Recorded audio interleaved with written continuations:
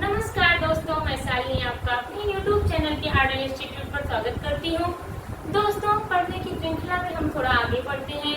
तो हम पढ़ रहे थे दोस्तों छंद में हमने मात्रिक छंद पढ़ा हुआ था। मात्रिक छंद में हमारा सममात्रिक छंद समाप्त किए हैं। अब हम धीरे धीरे बढ़ते हैं अर्धतम मात्रिक छंद की तरफ। तो हम सबसे पहले ये जानते हैं अर्धतम मात्रिक छंद क्या होते हैं। अर्धसम मात्रिक छंद का मतलब होता है अर्धसम, मतलब जिसके आधे में समान और आधे में विषम।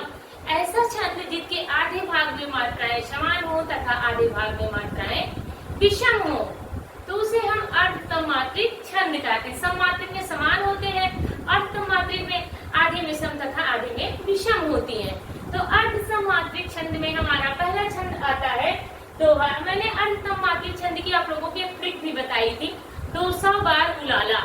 200 बार उलाला से आप ये जान जाएंगे कि अर्धसम मात्रिक छंद में कौन कौन से छंद हमारे आते हैं। तो 200 बार उलाला में दोहा, सोरठा, बरवय और उलाला आ जाएगा। ठीक है, तो 200 बार उलाला।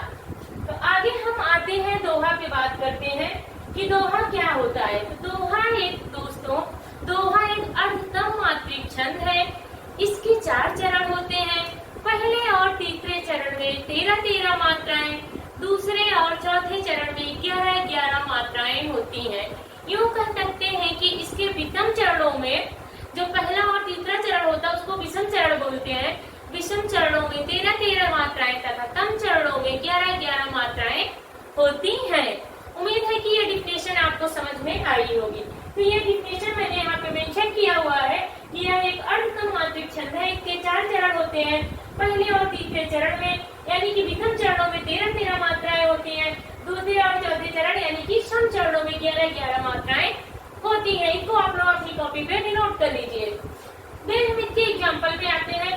एग्जाम्पल इसका श्री गुरु चरण सरोज रज निज मन मुकुर सुधार रघुबर विमल जशु जोदायक फल चार। यहाँ पे यदि लग जाती है, जहाँ पे हम थोड़ा थोड़ा चलते चलते काव्य में जहाँ पे थोड़ा हम रुक जाते हैं वहीं पे यदि लगती है, उसे हम यदि कहते हैं। तो पिछले एक वीडियो में हमने आप लोगों को मात्राएं लगाना बताया हुआ है। आप वहाँ से सीख जाइएगा मात्राएं लगाना।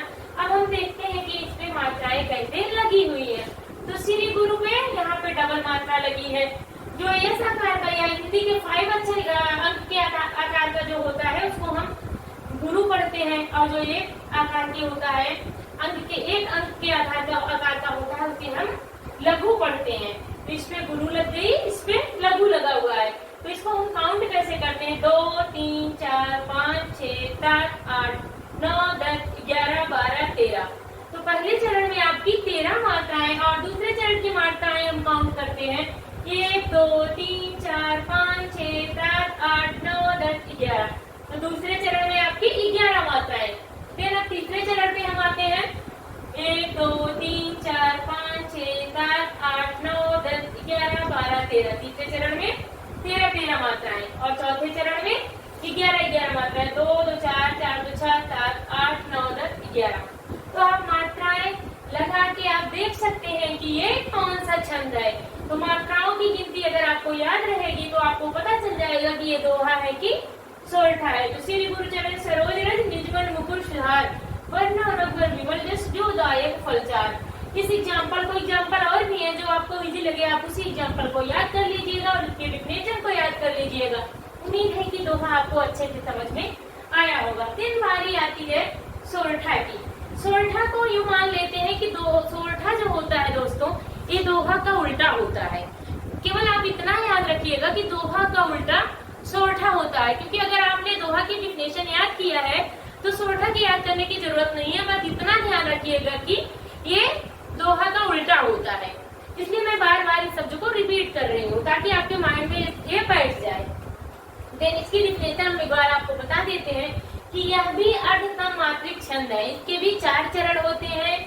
पहले और तीसरे चरण में इसकी क्या होती है? 11-11 मात्राएं होते हैं, क्योंकि ये दोहा का उल्टा है। और दूसरे और चौथे चरण में 13-13 मात्राएं होती हैं। फिर हम इसका एक एग्जाम्पल लेते हैं। शून्य के वट के पैन प्रेम लपेटे अटपटे विषे करुणाएं चित ही लखत जान की अटपटा लगता है, एक राग नहीं अलाप सकते हैं इसमें, क्योंकि ये थोड़ा पढ़ने में अटपटा ही होता है। तो आप पढ़ के भी जान सकेंगे कि ये दोहा है कि सोरठा है। जिसमें राग नहीं बैठेगी आप ऑटोमेटिक जान लीजिएगा कि ये सोरठा है।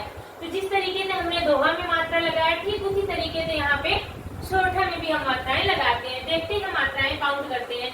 1 2 3 4 5 6 7 8 9 10 11। यहाँ एक लग गई, यहाँ के पहले चरण में वहाँ 13 मात्राएं थी, यहाँ 11 मात्राएं। अब देखते हैं 2 3 4 5 6 7 8 9 10 11 12 13।